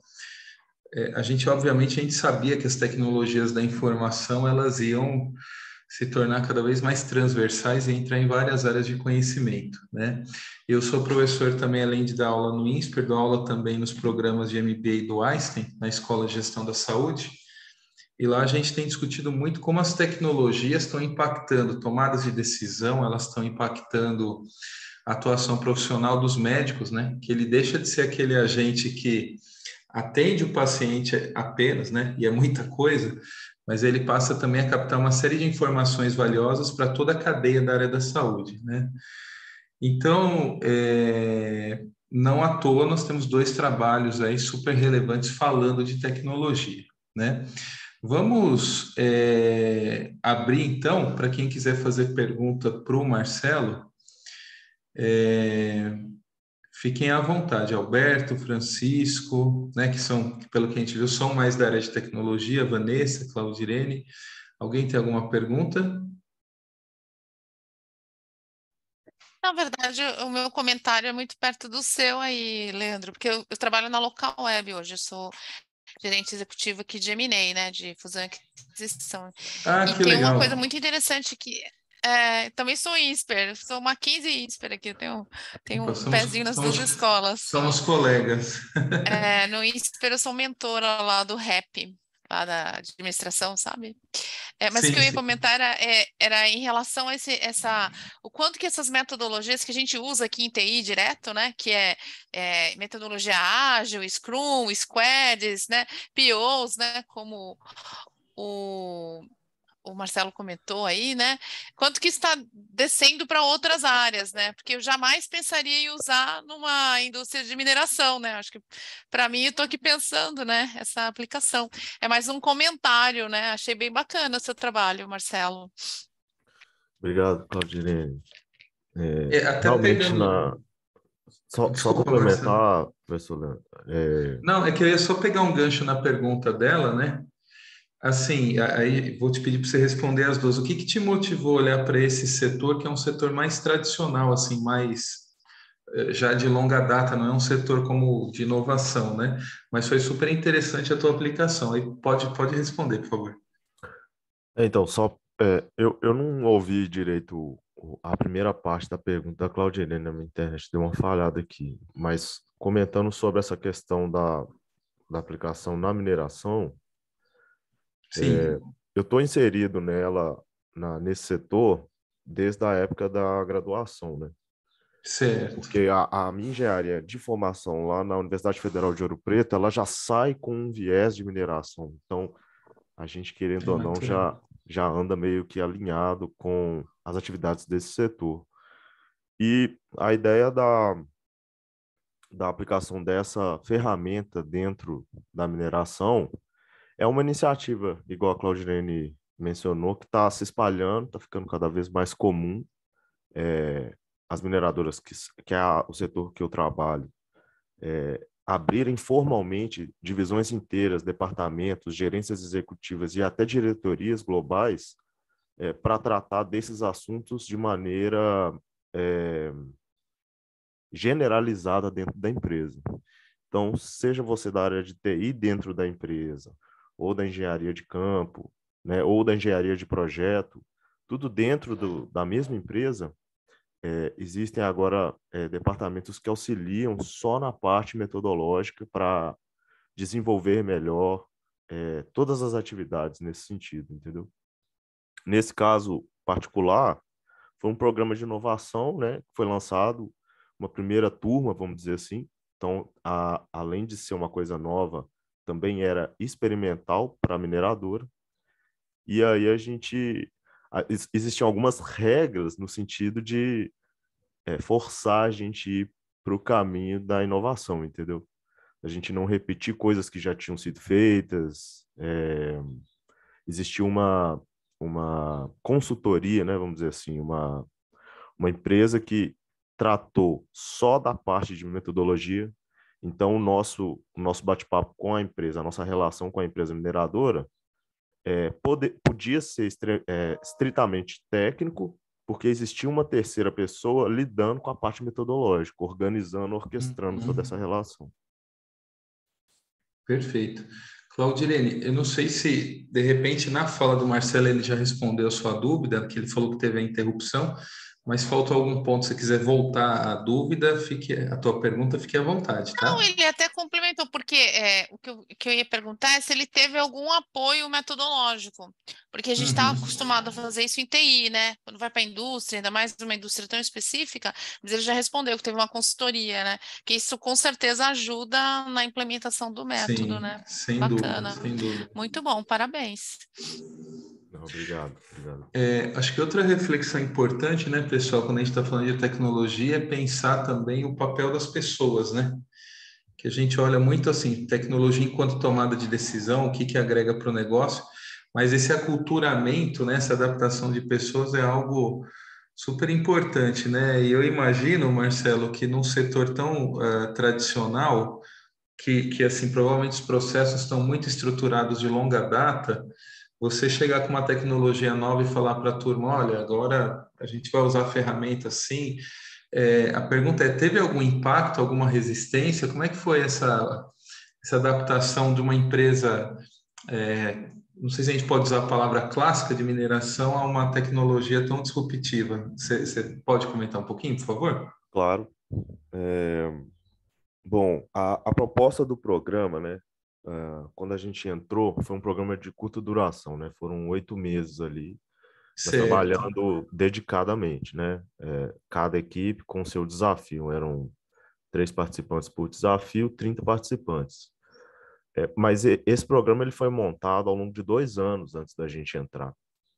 Então, foi construído dentro da empresa, né, uma espécie de cultura, pelo menos, né, com toda a cúpula que foi envolvida e com os POs que foram selecionados, né, foi construído isso ao longo do tempo. Não foi uma coisa que foi segregada e do nada foi divulgada, né, no momento que foi feito o processo seletivo para a gente ser captado no mercado de maneira externa, né? Por isso a ideia da inovação aberta, a gente foi captado fora do mercado.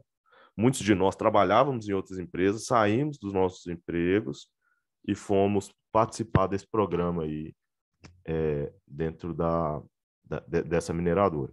Então, não foi uma coisa abrupta, teve assim, um trabalho muito forte de transformação cultural dentro da empresa Uma e de preparação seleção mesmo, não né? só nossa, mas também dos quem seria, né, da parte de dentro da empresa, as melhores pessoas para estarem ocupando aqueles lugares, né? Por exemplo, existiam os POs, mas cada PO tinha uma mini equipe interna ali que ajudava ele também, né? Então era muito bem assessorado toda essa estrutura assim para cada equipe trabalhar nos desafios. Perfeito, muito bom.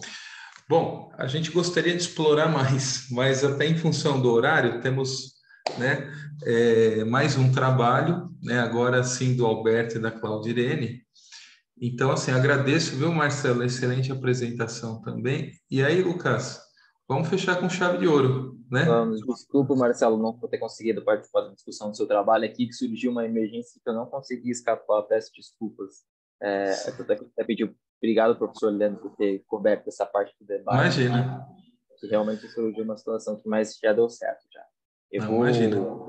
vou Vamos fazer a para apresentação aqui do vídeo do trabalho da isso. Claudinha. Gestão da qualidade e satisfação do cliente, né? Estudo de caso de 5 empresas sobrevivendo à pandemia da Covid-19. Esse? Não, perdão. Não, É é o o redução de redução perdas. de perdas operacionais de produtos perecíveis comercializados em uma rede de atacarejo na região metropolitana de São Paulo, correto? Isso mesmo. Então vamos lá. A palavra está contigo, Lucas. Perfeito. Então, já vou começar a reprodução do vídeo aqui, professor Roberto e professora Claudinha. Bom dia. Meu nome é Claudirene Ferreira, sou da Universidade Presbiteriana Mackenzie e vou apresentar o estudo sobre redução de perdas operacionais de produtos perecíveis comercializados em uma rede de atacarejo na região metropolitana de São Paulo. Este estudo foi conduzido pelos professores Alberto de Medeiros Júnior e José Geraldo de Araújo Guimarães, ambos da Universidade Presbiteriana Mackenzie. Introdução. De acordo com o ranking da Associação Brasileira de Supermercado Abras, o setor supermercadista brasileiro registrou um faturamento de 378 bilhões de reais em 2019, sendo responsável por quase 2 milhões de empregos diretos. É um dos setores que mais impulsionam a economia e representam um papel importante no desenvolvimento do Brasil. Também em 2019, a ABRAP, Associação Brasileira de Prevenção de Perdas, e a Ernst Young Consultoria publicaram um estudo sobre as perdas no varejo. Este estudo identificou que a perda média no setor supermercadista é de 2,05%, o que representa 21,4 bilhões de reais em perdas. Neste estudo também foi analisado os motivos ou as causas das perdas e chegou-se à conclusão que 35% destas perdas estavam relacionados a causas operacionais. Por isto, para o atacarejo Y, foi realizado esse estudo porque também sofre com perdas e buscamos soluções para o problema. Referencial teórico. Para este estudo foi realizado uma combinação de metodologias. A partir do Barney e Hestley, que tem um modelo de processo de administração estratégica, cujo objetivo maior é geração de vantagem competitiva em relação ao valor econômico e o valor econômico gerado em relação aos concorrentes, considerou-se aspectos como a missão da empresa, seus objetivos, uma análise de ambiente interno e externo. Também foi utilizado a metodologia do Marcon-Zettiali para análise dos dados, das causas, a proposta de solução e um plano de ações detalhado. Para os dados especificamente, utilizou-se o método do FAIAD de KDD, que trata a coleta dos dados, a tratativa desses dados e a análise destes dados. Utilizamos uma ferramenta de Business Intelligence chamada Tableau. O método consiste em entendimento do problema, análise de dados, análise de causas e, consequentemente, a elaboração de um plano de ação. O entendimento do problema. Esse estudo foi realizado no atacarejo Y, que possui 5 lojas, porém restringimos a análise a 2 de suas lojas, aqui representadas por A e B. A análise destes dados foi feita com base numa extração de dados num determinado período de 6 meses do sistema de gestão de ERP. O atacarejo Y, ele faz um agrupamento dos produtos vendidos em categorias e ele está dividido em departamento, seção, grupo, subgrupo e produto. Como exemplo, se temos o departamento de perecíveis, que foi o foco desse estudo, pegamos a seção de frutas, legumes e verduras, o grupo de frutas e o subgrupo, por exemplo, de banana.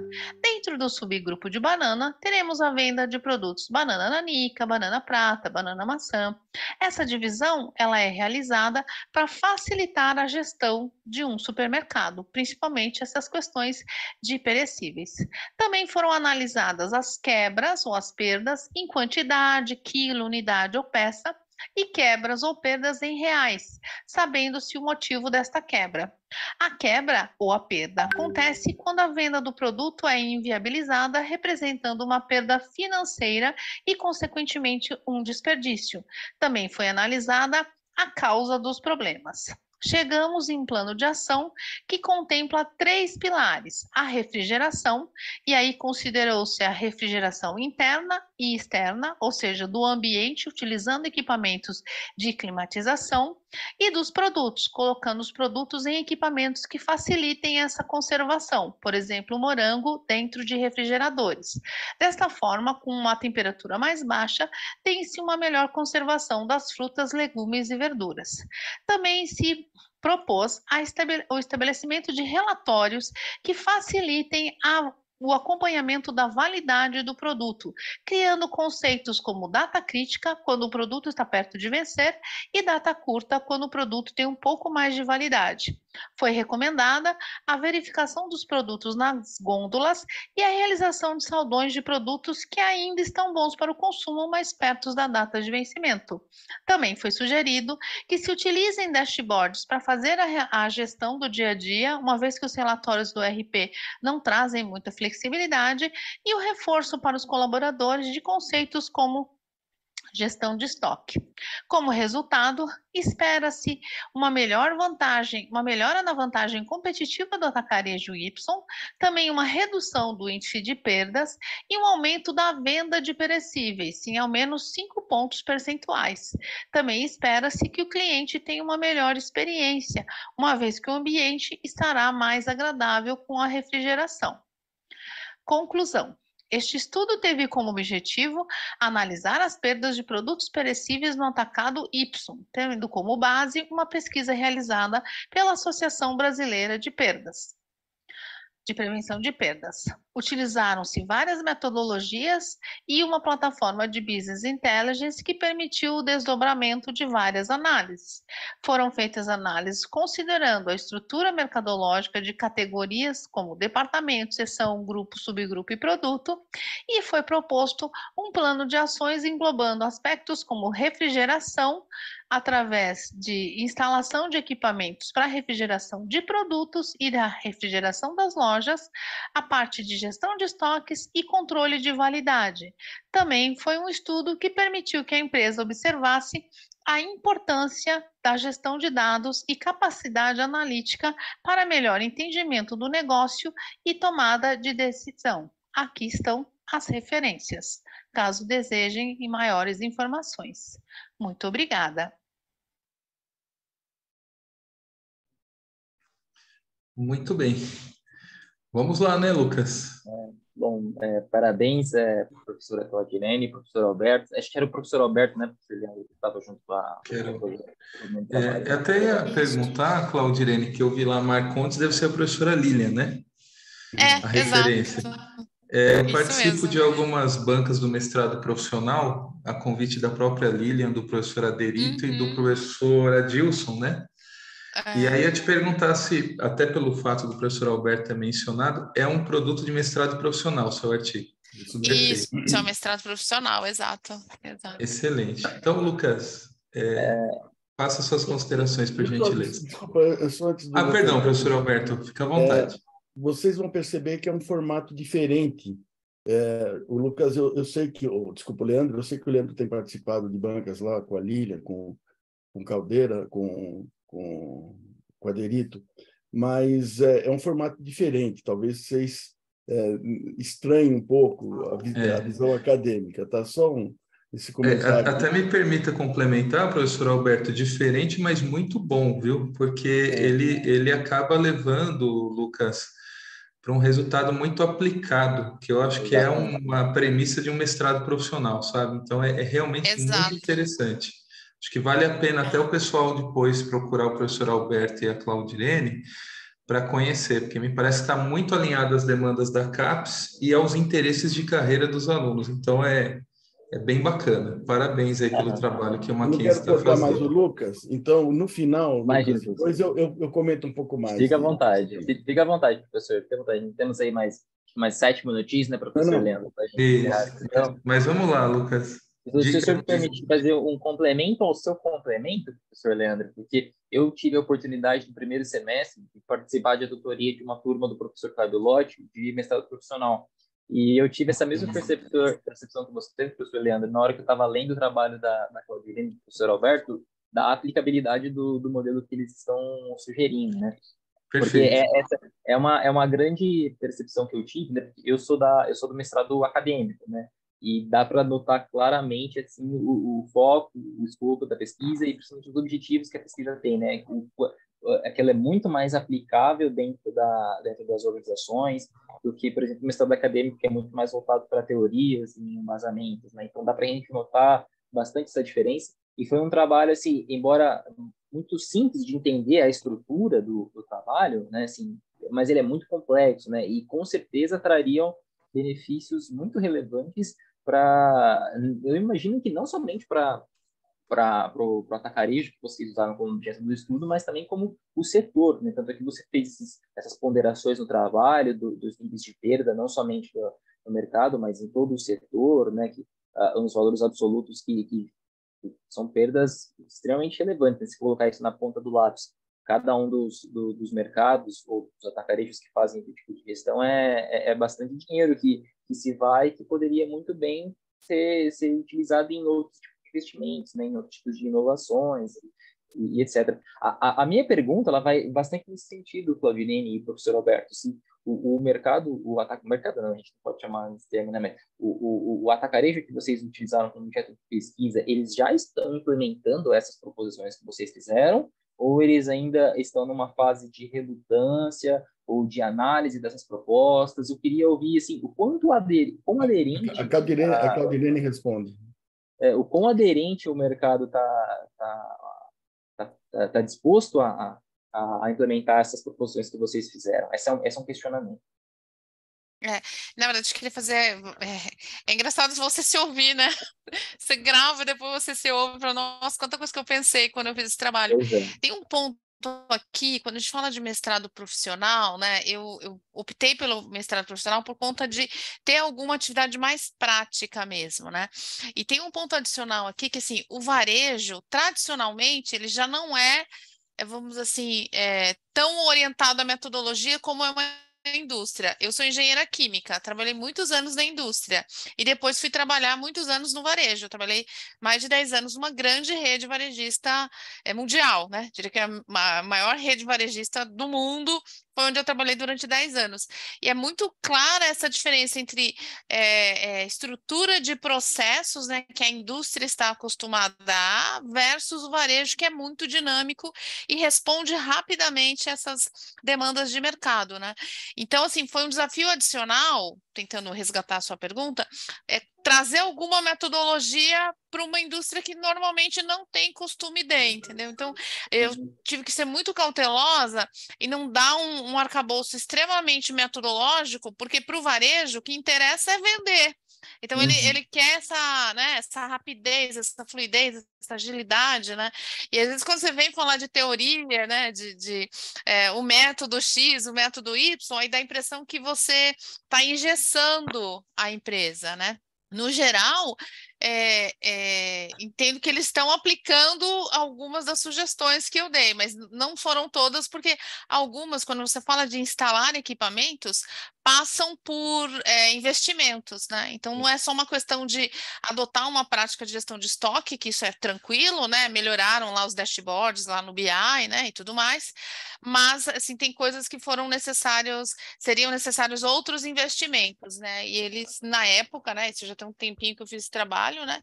Na época, eles deram uma segurada por conta dos investimentos necessários na compra, né? De equipamentos, às vezes, eventualmente, esses equipamentos de evaporação, eles precisam de uma tubulaçãozinha de água, né? Tem uma hidráulica ali, então tem um certo investimento até na infraestrutura da loja, né? Mas foi bom para mostrar que traria resultado se fizessem alguns investimentos versus as vendas e as perdas que foram medidas, né?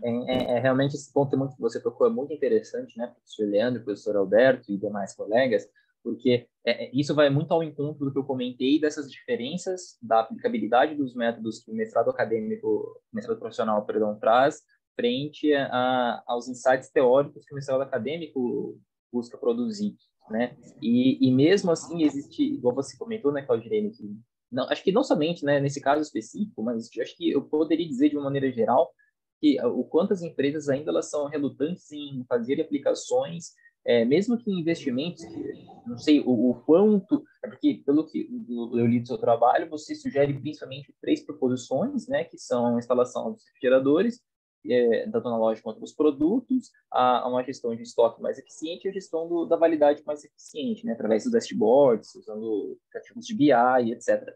Mas o quanto as empresas ainda elas são relutantes em fazer esse tipo de investimentos quando comparados, por exemplo, com os custos que isso trariam lá na frente, né?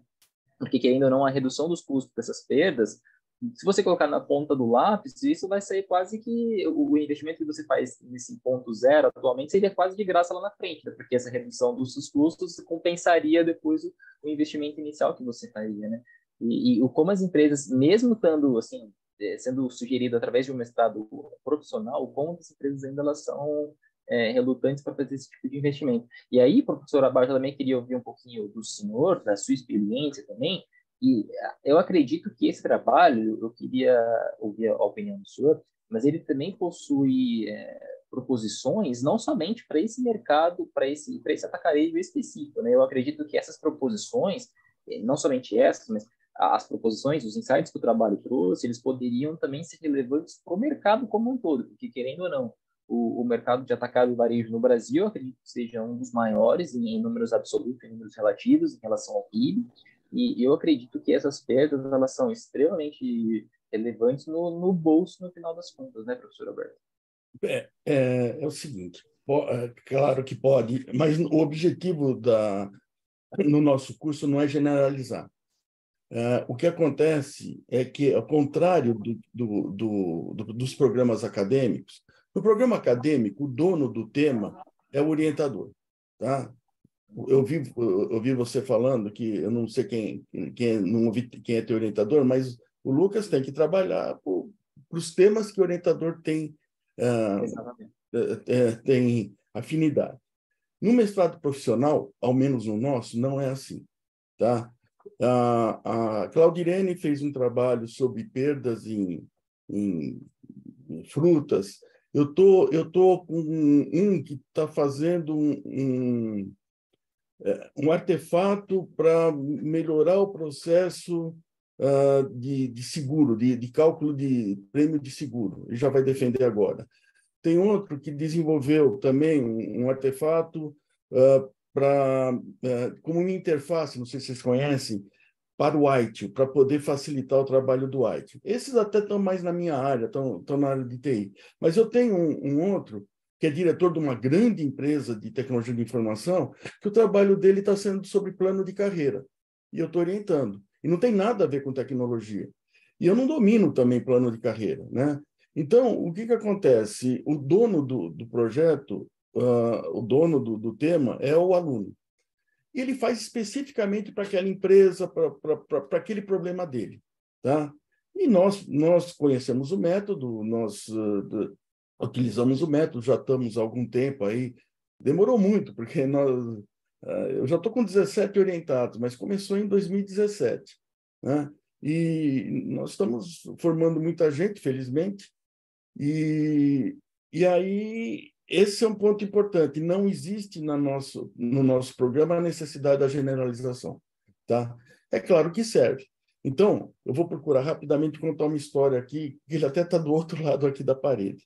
Eu tenho um caseiro que cuida aqui dos meus cães, eu estou numa chácara. Né? Mas ele tem outra casa, ele vem... ele passa todo dia numa quitanda. Toda semana eu lembro da Claudirene por isso. Ele passa todo dia aqui numa quitanda, aqui pertinho. Talvez ele esteja até me ouvindo, porque ele está do outro lado da janela. E vem com o carro abarrotado de frutas, de verdura, de tomate, de tudo semi-estragado. Não é semi-estragado, feios. Não são semi-estragados, são feios. Sabe por quê? Porque o dono da quitanda, ele não quer colocar à venda esses produtos. Lá em Portugal tem, né? A fruta, como é que chama, Claudirene? Fruta feia, né? O programa Fruta Feia. Fruta feia. Então, o que ele faz? Então, ele dá esse material todo pro meu caseiro, porque o meu caseiro tem uma granja, e ele leva para as galinhas comerem lá. E algumas coisas a galinha não come, tá? Acho que ele está me ouvindo aqui, está bem atrás de mim. A galinha não come, como, por exemplo, pimenta, mas eu como pimenta, e minha mulher faz pimenta em conserva. Bom, conclusão, é imensa a quantidade de material que é doado depois disso. É imenso, eu não acredito. Ele abre o carro lá, sai um monte de coisa. Eu falo, nossa, quanta coisa que sai. Então, é isso. Dá para generalizar para quitanda. Entendeu o que eu quero dizer? Quer dizer, quer dizer, todos têm essas perdas. É possível de aplicar, mas tem uma coisa aqui que eu acho que é fundamental, que o que me motivou a fazer esse trabalho, né? Quando falo de fazendo referência com mestrado profissional, eu queria que fosse alguma coisa que realmente representa a dor do supermercado, porque se você parar para pensar, por que eu escolhi perecíveis, né? Você jogar comida fora. Não é só a dor de dinheiro, né, que é uma perda financeira para a empresa, né, para o empresário. É uma dor porque você sabe a situação que a gente vive no Brasil ou no mundo. O desperdício de alimentos, jogar comida fora, é muito duro, né? Você vê lá tomates sendo jogados fora, que podem ser utilizados, né? Frutas que ainda estão próprias para consumo, né? Eu até dei, aí tem que ler o artigo mais completo, resumir aqui é sempre um desafio, né? Existem sacolões aqui na minha região, aqui em São Paulo, que já fazem saldões, ou seja, você está vendendo uma fruta ou um legume, né, que está pertinho ali da validade, então o consumidor sabe que ele vai consumir um produto que está restrito ali e paga mais barato por isso conscientemente, né? Agora, tem um outro ponto, resgatando o seu comentário, Lucas, assim, sobre investimento, né? Na verdade, o meu projeto foi bem na pandemia. Então, assim, a empresa, de maneira geral, o varejo como um todo, sofreu muito na pandemia. E esse varejo em particular, ele teve que escolher os investimentos. E um deles foi ele entrar no comércio eletrônico, entendeu? Começar a vender pela internet. Então, às vezes, não é que você não queira investir, né? É que você tem recursos limitados, né?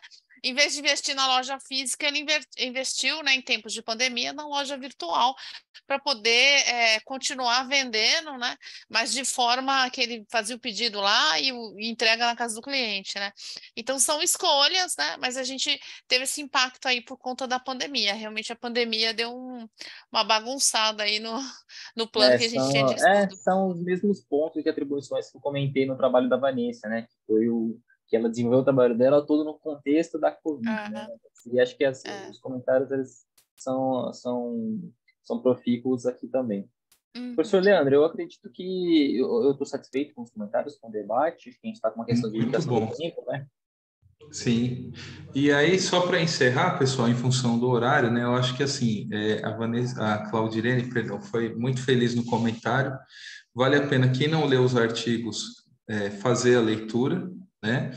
Fomentar essas parcerias, então nós vamos ter na sequência uma sessão de network, então troquem contatos, né?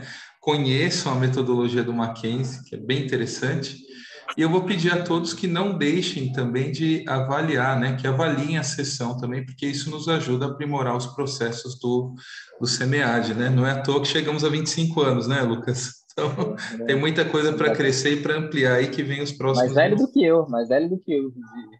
Então, você vê. Bom, professor Alberto, parabéns aí pelas orientações, Claudirene, Francisco, Vanessa, muito obrigado pelos trabalhos. Só um comentário e vamos mantendo contato.